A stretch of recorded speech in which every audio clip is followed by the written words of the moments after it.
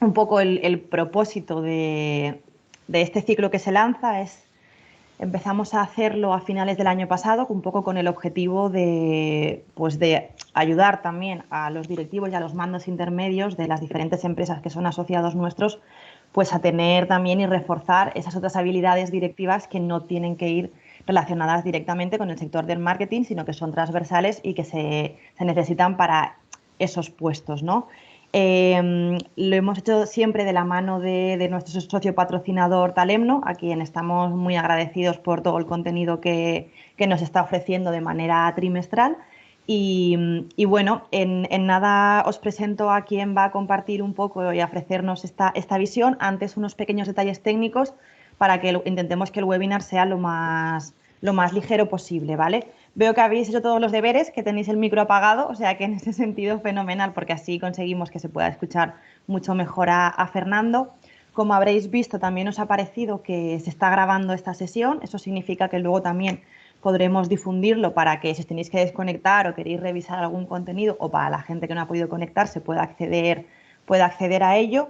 Pero eso también significa que si en algún momento queréis participar y no queréis ser grabados, pues sí que os pediríamos que por favor no encendáis la cámara.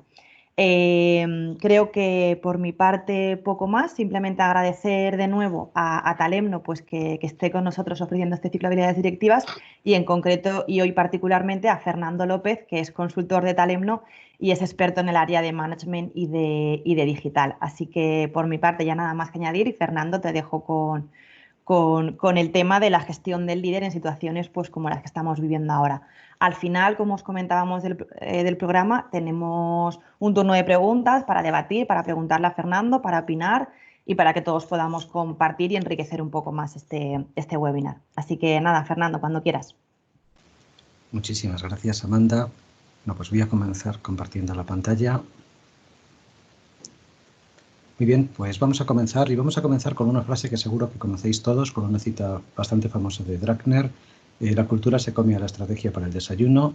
Hoy vamos a hablar de liderazgo y vamos a ver que en el liderazgo hay una tensión y una lucha continua con y contra la cultura. En ocasiones el liderazgo se construye sobre la cultura y en ocasiones el liderazgo tiene que luchar contra la cultura. Y esto es en concreto, vamos a hacer esta sesión viajando por todo el mundo, viajando en el tiempo y viajando en el espacio. Esto es en concreto, esta lucha contra la cultura es lo que se encontró Mijaíl Gorbachov cuando comenzó una de las grandes revoluciones del siglo XX. En sus memorias, Gorbachov cuenta que la perestroika y la glasnost nació un día cuando regresó a casa después de realizar una visita a una universidad de Moscú. Esta visita en principio era un acto de propaganda en el que le iban a hacer unas cuantas fotografías e iba a aparecer en el periódico Pravda como el líder compartiendo un tiempo con los estudiantes moscovitas. Sin embargo, Gorbachov rompió el protocolo y quiso realmente visitar la universidad. Y cuando vio lo que había detrás del escenario que le habían preparado, se quedó horrorizado por las condiciones del edificio, por la pésima calidad de la comida que recibían los estudiantes en el comedor, por el desastroso estado de los laboratorios. Por la tarde decidió reunirse con los alumnos, organizó una reunión en el aula magna y les pidió que hablasen con total libertad sobre cuál era su visión de los problemas de la Unión Soviética. Y lamentablemente para Gorbachov, los alumnos se tomaron al pie de la letra el comentario de hablad con libertad y le dijeron exactamente lo que pensaban. En la Unión Soviética, en los años 80, en las mejores residencias de Moscú, había calefacción en 1 o 2 habitaciones. Y esto sucedía en una ciudad que tiene unos inviernos a 35 grados bajo cero. Esta fue una de las cosas más suaves que le comentaron a Gorbachov aquel día. Así que cuando regresó a casa, Gorbachov cayó literalmente desplomado en el sofá de su casa y le dijo a Raisa Gorbachova: no podemos seguir así. En ese momento, Gorbachov interiorizó el cambio e empezó a construir una visión de una nueva Unión Soviética, de una especie de comunismo renovado. En la visión de Gorbachov se incluían 2 nuevos conceptos: la glasnost, la transparencia, y la perestroika, la apertura a nuevas ideas. En la idea utópica de Gorbachov, los nuevos ciudadanos soviéticos crearían un Estado sin corrupción en el que vivirían con libertad, apoyando a los líderes con nuevas ideas para mejorar el Estado. Y no se dio cuenta de un pequeño problema, un pequeño efecto secundario, y es que los humanos somos incapaces de renunciar a la libertad. De hecho, solamente renunciamos a la libertad cuando tenemos miedo. En el momento que Gorbachov eliminó el miedo de la ecuación soviética, El cambio le superó por completo y se lo llevó por delante a él, al Estado soviético y al bloque comunista entero. De alguna forma podemos decir que Mikhail Gorbachev fue un líder fracasado, porque inició un cambio pero no fue capaz de llevar el cambio al lugar al que él quería. Por el contrario, el cambio se le descontroló.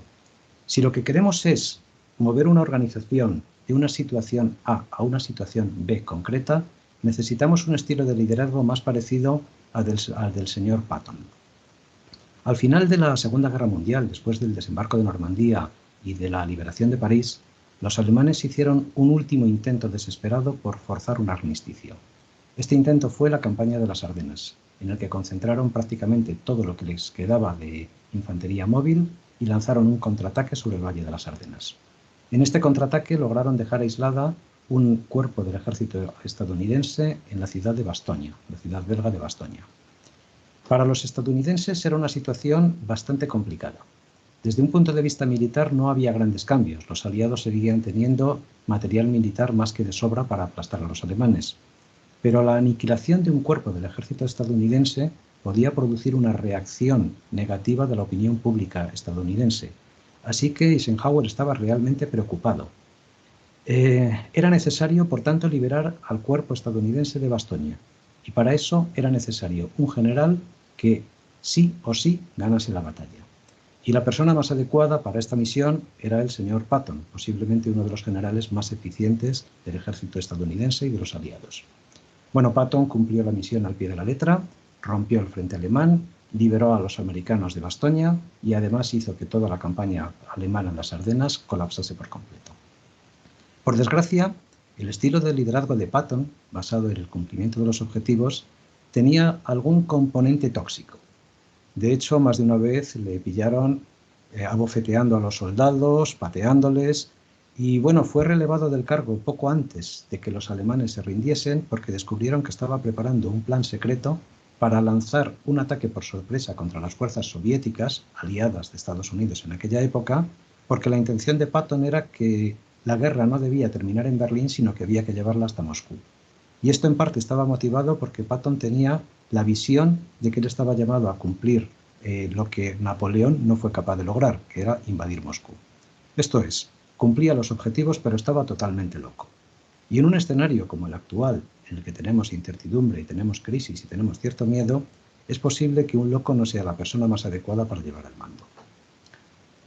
En el extremo opuesto a Patton, tenemos el modelo de liderazgo club de campo. Esto es, vamos a formar un equipo, confiar en ellos y dejar que trabajen por su cuenta. Esto es lo que hizo George Lucas con algunos de los equipos que participaron en el rodaje de la Guerra de las Galaxias, de la primera película.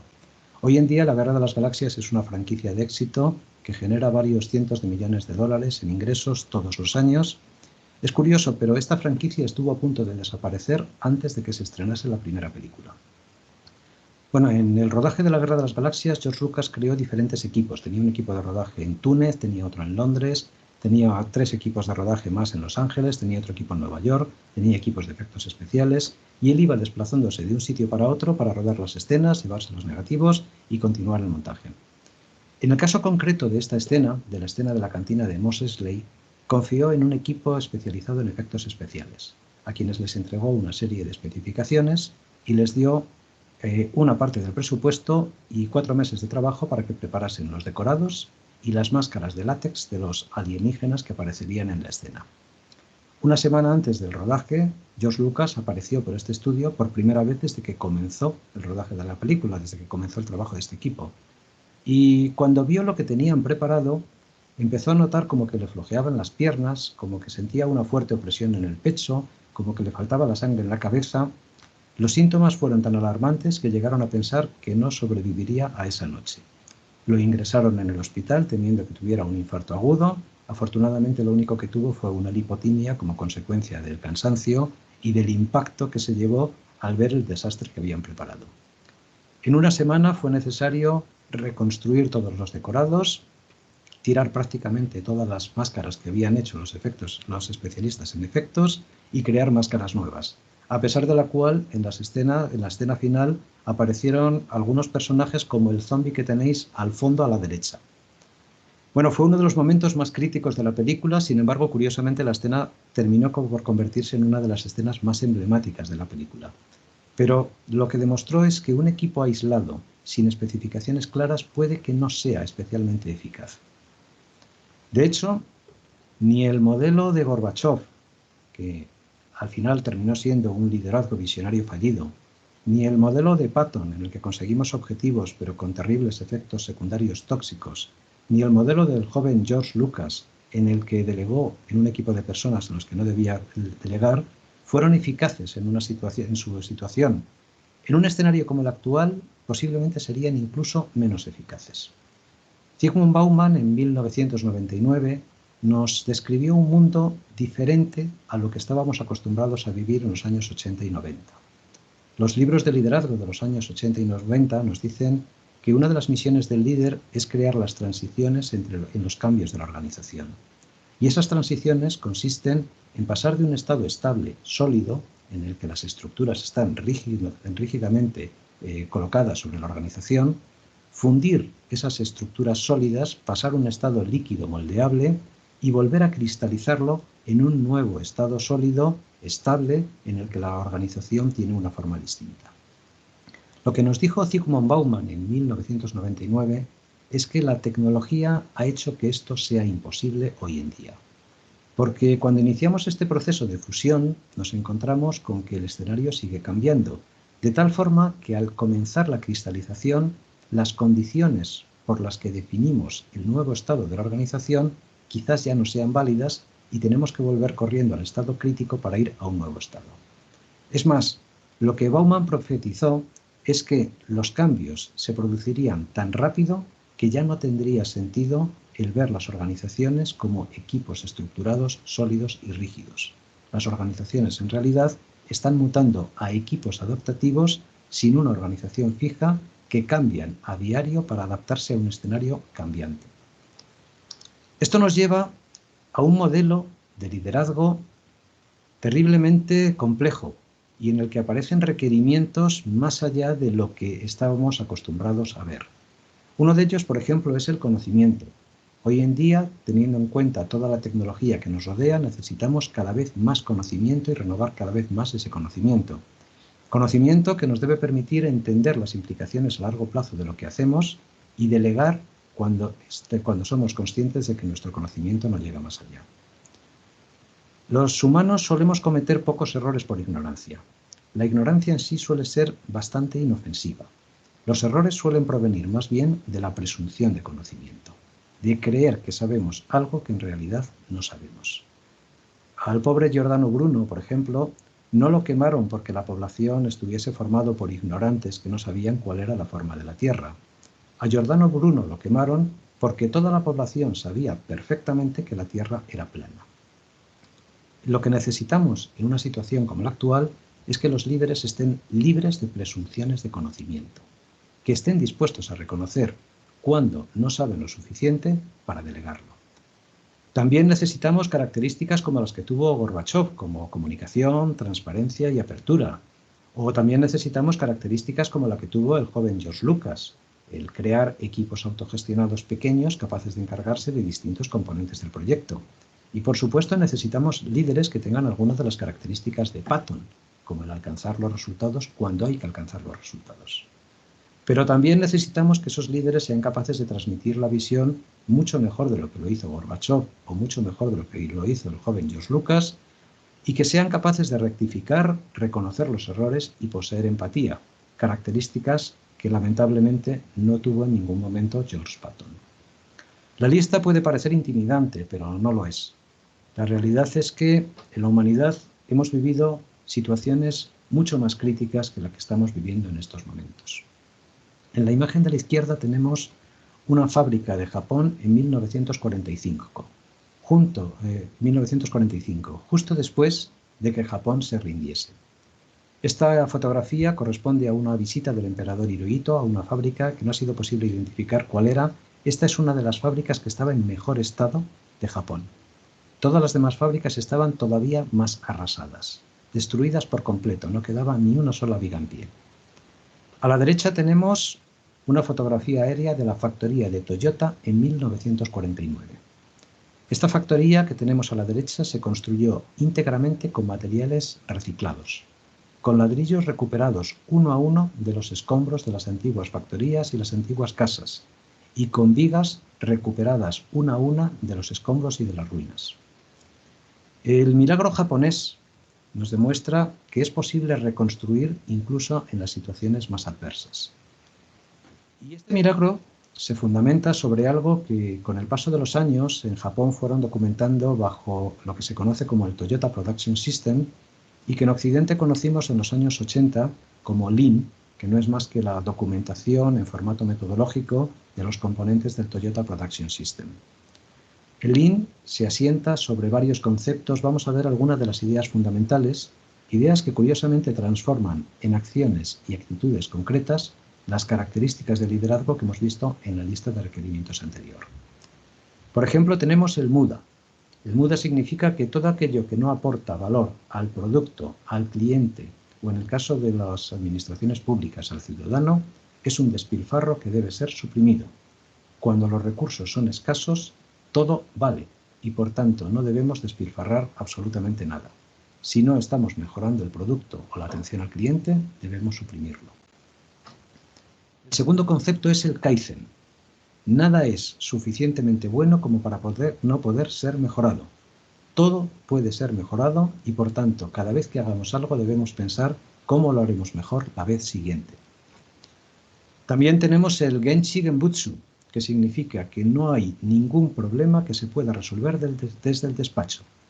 Si queremos resolver el problema, tenemos primero que entender la situación y para ello no nos queda más remedio que levantarnos de la silla e ir a ver el problema con nuestros propios ojos por nosotros mismos.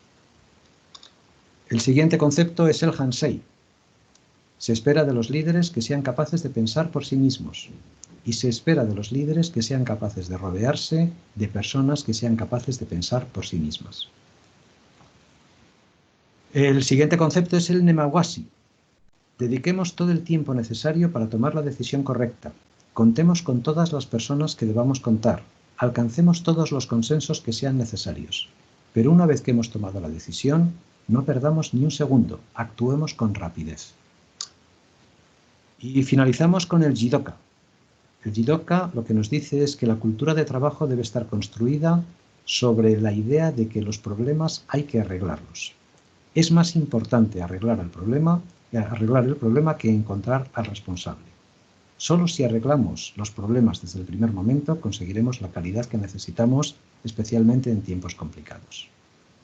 Y todo esto, que son acciones concretas y que son acciones fáciles de seguir, es lo que nos proporciona las características del líder que hemos visto 2 páginas antes. Por supuesto, vivimos en un escenario en cambio continuo y eso significa que tenemos que estar preparados para ese cambio continuo. En el año 2003, la Comisión Europea recomendó a las universidades y a las empresas de toda la Unión Europea que intentasen implantar una modalidad de aprendizaje continuo, de Long Life Learning, de tomarnos la vida como un proceso de aprendizaje por vocación. Esto es algo que ya han tenido que hacer durante siglos anteriores los científicos y los médicos, especialidades en las que hay que estar permanentemente aprendiendo cuáles son los avances para poder ser eficaz en el trabajo. Lo que nos dijo la Comisión Europea en el año 2003 es que en este escenario de cambio continuo, descrito por Zygmunt Bauman, esta vocación de aprendizaje continuo debe formar parte también de los valores esenciales de los líderes y de los profesionales. Y bueno, esta es en realidad una de las vocaciones fundamentales o fundacionales de Talenmo, el promover esta cultura de aprendizaje entre los directivos y entre las personas de las organizaciones. Y bueno, esto es lo que os quería comentar. ¿He compartido la pantalla o no la he compartido? Sí, has compartido la pantalla. Pues nada, Fernando, muchísimas gracias. No sé si hay preguntas, hay comentarios, queréis ampliar alguna de las cosas que se han ido tratando, de las características de los líderes o de algunos ejemplos. Y queréis hacer alguna pregunta a través del chat o a través de directamente con vuestros micrófonos. Yo, Fernando, sí que me gustaría preguntarte un poco por... Has comentado, ¿no?, que hay ciertas deficiencias en cuanto a la figura del líder que se hacen un poco más abruptas por este escenario coyuntural. No sé si puedes darnos algún tipo de recomendación específica para estos momentos que hay tanta incertidumbre y que quizás desde los departamentos de los directivos de marketing y comunicación, que es donde recae el peso mayoritario de la comunicación, tienen que tener en cuenta. Bueno, uno de los aspectos fundamentales hoy en día es la gestión de las emociones. Hay miedo y hay muchísimas emociones negativas en el ambiente. Tenemos a decenas de miles de personas que están trabajando desde sus casas y que no están acostumbradas a trabajar desde sus casas. Imagino que todos habréis descubierto que trabajar desde casa significa tener cierta sensación de aislamiento respecto del lugar concreto donde se toman las decisiones, y eso genera muchísima inseguridad. Y hay que entender que van a aparecer multitud de emociones negativas en un escenario como este. Hay miedo, hay incertidumbre, hay aislamiento, hay además mensajes contradictorios que estamos recibiendo permanentemente desde los medios de comunicación y desde las redes sociales. Hay una sensación generalizada de, de, de incertidumbre y de cierto temor. Y la única forma de Estás atacar... compartiendo la pantalla, Fernando, creo, perdona. ¿Estoy compartiendo? ¿Puede ser? Estoy intentando no compartir. Ahora. No, Creo que sigues compartiendo, si no estoy equivocada. a ver un momentito. Ahora, Ahora. Sí. disculpadme. Bien, otro de los problemas que surgen es que tenemos que manejar herramientas con las que no estamos habituados. Bien, a lo que vamos, van a surgir multitud de problemas emocionales en las personas. Y esos problemas, el cómo los gestionemos, el cómo nos acerquemos a ellos, el cómo mostremos empatía, van a determinar en buena medida cómo es la relación a largo plazo con las personas que están teniendo esos problemas, que son casi todos. Yo no le tengo miedo a la recuperación económica, por varios motivos. El primero de ellos es porque en el año 2003, cuando tuvo lugar el síndrome respiratorio agudo de Hong Kong, que fue exactamente igual a lo que estamos viviendo en estos momentos en todo el mundo, pero mucho peor desde el punto de vista de cómo de mortal era la enfermedad. En el síndrome agudo respiratorio de Hong Kong fallecieron más del 40% de las personas que llegaron a contraer el virus. Virus que también era un coronavirus que venía del murciélago, o sea, muy parecido al actual. Tuvieron exactamente lo mismo que hemos tenido nosotros. Tuvieron un periodo de cuarentena, tuvieron una paralización completa de la economía, tuvieron mascarillas obligatorias para entrar en cualquier local público, tuvieron los comercios abriendo en determinadas fechas, tuvieron un sistema de aplicación móvil que les permitía localizar para que nadie se saltase la cuarentena. Las previsiones económicas fueron catastróficas y, sin embargo, la economía de Hong Kong se recuperó a toda velocidad. Algo que sucedió también en la gripe española de 1918, en la que murieron 50 millones de personas y que apenas tuvo repercusión económica, o que sucedió con otras epidemias. Cuando sucede una cosa como esta, lo que tenemos es una paralización de la economía y un desfase económico, pero no hay razones coyunturales para un desplome de la economía, a no ser que nosotros las creemos ahora, pero en principio no las hay. Lo que significa que es muy posible que dentro de un año necesitemos toda la fuerza laboral, incluso todos aquellos de los que hayamos prescindido. Esto implica que vamos a recuperarnos y también implica que muy probablemente vamos a tener que conservar y mantener las relaciones que forjemos ahora. Por ese motivo es tan importante en esta situación actual que el líder muestre su lado humano, que se acerque a las personas, que comunique con transparencia, que haga todo aquello que hizo Gorbachov y sobre todo que no mienta, porque la realidad es que estamos en un escenario difícil y va a haber que decir a personas que vamos a tener que despedirla durante varios meses. Nos hace una pregunta Daniel Castillo y nos dice, ¿algún ejemplo de compañía española grande que creas que está realizando una buena labor en trabajar en entornos de movilidad líquida? Bueno, posiblemente una de las que lo mejor lo están haciendo es Microsoft. Microsoft en España ha tenido un despliegue absolutamente espectacular. A diferencia de lo que la mayor parte de las personas pensamos, en Microsoft no estaban tan acostumbrados al teletrabajo como podíamos creer.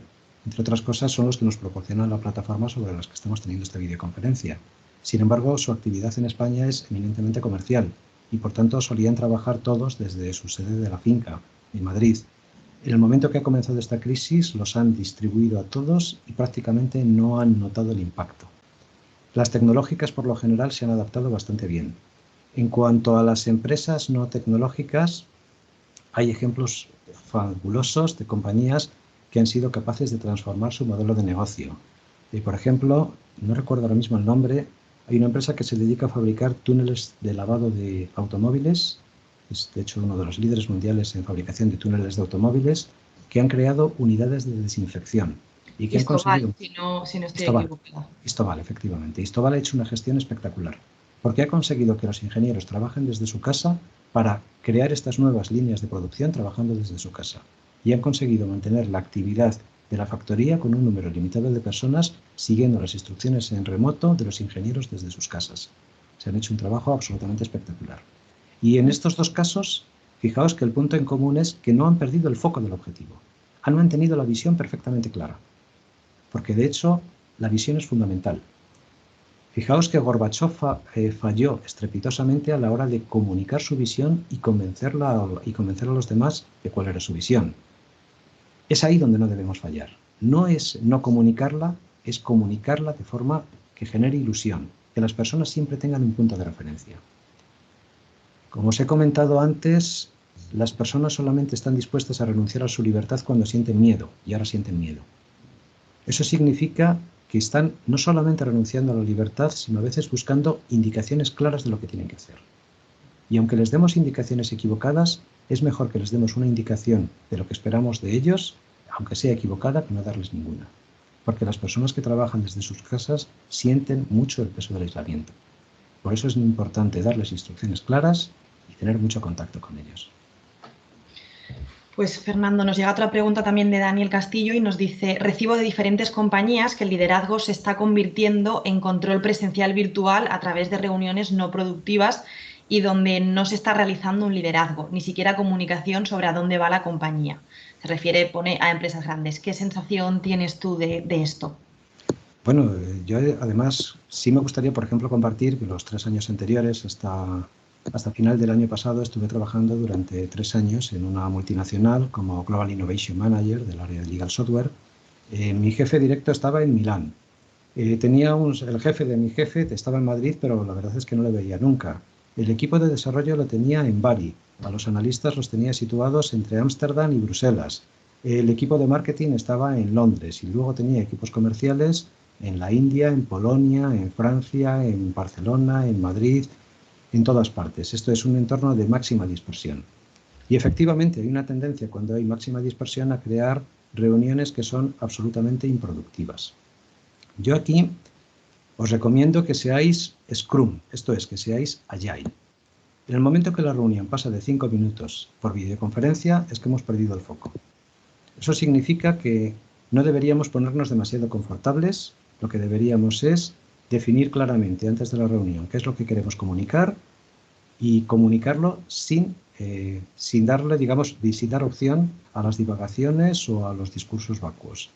Es muy importante mantener la comunicación 1 a 1. Las reuniones a distancia no eliminan la sensación de aislamiento que se tiene trabajando desde casa. No vamos a conseguir eliminar esa sensación en una reunión multitudinaria. Eso solo lo conseguimos en reuniones individuales. Y efectivamente estoy totalmente de acuerdo en que si no estamos acostumbrados esto es difícil. Hay una serie de indicaciones claras que nos pueden ayudar a que el teletrabajo sea productivo. Por ejemplo, es bueno que los empleados lleven un diario de trabajo, porque uno de los miedos de alguien que trabaja sin ver a su jefe a diario es que un día el jefe le pregunte ¿tú qué has estado haciendo en casa? Y que esa pregunta sea el prolegómeno a te voy a echar a la calle. Es bueno que tengamos un diario en el que día a día anotemos qué es lo que hemos hecho, para cuando nos pregunten qué hemos hecho podamos sacar el diario. Es bueno que los líderes definan objetivos concretos y a corto plazo. Entonces, no se puede trabajar a 4 meses vista, como hizo George Lucas con el equipo de la cantina de Mos Eisley. Hay que dar objetivos a más corto plazo, porque cuando estamos trabajando en remoto no tenemos a nuestra disposición a nuestro supervisor y por tanto no podemos preguntar dudas. Por eso tenemos que pedir siempre que los objetivos sean a más corto plazo, tareas de 1 día, 2 días, 3 días como mucho. Y efectivamente la sensación es que si no lo hacemos de forma correcta, el teletrabajo se puede convertir en un componente de destrucción del equipo. Por eso es bueno que las reuniones sean cortas y específicas y que incrementemos el número de contactos bilaterales, 1 a 1. No sé si queda contestada la pregunta. Nos llega otra pregunta y dice: muchas gracias por la visión tan práctica que has ofrecido, muy interesante. ¿Crees que realmente las empresas y sus directivos están en disposición de tener esa mentalidad? Y Daniel nos dice: sí, muy contestada, muchas gracias. Bueno, esto es un tema de supervivencia. De esta crisis hay empresas que van a salir reforzadas y empresas que van a salir debilitadas. Aquellos que sean capaces de adaptarse, aquellos líderes que entiendan que todo lo que dábamos por sentado ayer no va a valer mañana, posiblemente puedan crear una organización que sea capaz de sobrevivir e incluso salir reforzada. Los clientes no han desaparecido, están en cuarentena. Las peluquerías han cerrado, sí, pero a los peluqueros les espera una carga de trabajo brutal de todos los cortes de pelo acumulados que no han hecho durante 2 años. Esto significa de alguna forma que el volumen de negocio potencial sigue estando ahí. Lo único que tenemos que hacer es prestarlo de una forma distinta y estar dispuesto a adaptar nuestra organización para ser capaces de prestarlo en estas nuevas condiciones. Pero la realidad es que el negocio sigue estando ahí, solamente está dormido. Este va a ser un año de 8 meses que comienza hoy. Un año muy rarito y un año muy extraño y un año que recordaremos siempre, pero no es más que un año de 8 meses, con las mismas oportunidades comerciales que tenía antes y el mismo escenario que teníamos antes. Eso sí, tendremos que cambiar nuestra forma de actuar para acceder a esos clientes que van a despertar. Fernando, has comentado también, has dado pinceladas, ¿no? Hemos hablado de las características que deben tener los líderes, pero también has comentado un poco qué esperan los equipos de esos líderes, ¿no? Has, por ejemplo, hecho mención de esa comunicación a lo mejor más bilateral, que están en sus casas, que tengas una atención, una comunicación. ¿Qué otras características esperan o qué otros se está percibiendo que la gente está reclamando de los líderes en estos momentos? Yo creo que la más importante es humanidad. Esto es ante todo una crisis humana. Si nos paramos a pensar, todos conocemos a alguien que ha estado hospitalizado. Si nos paramos a pensar, muchas personas han perdido a alguien. O sea, esta es una crisis de una dimensión humana terrorífica. Y en una crisis de dimensión humana lo que necesitamos es humanidad.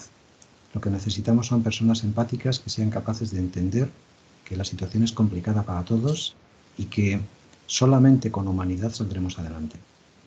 El señor Patton no tiene cabida en un escenario como el que tenemos en estos momentos.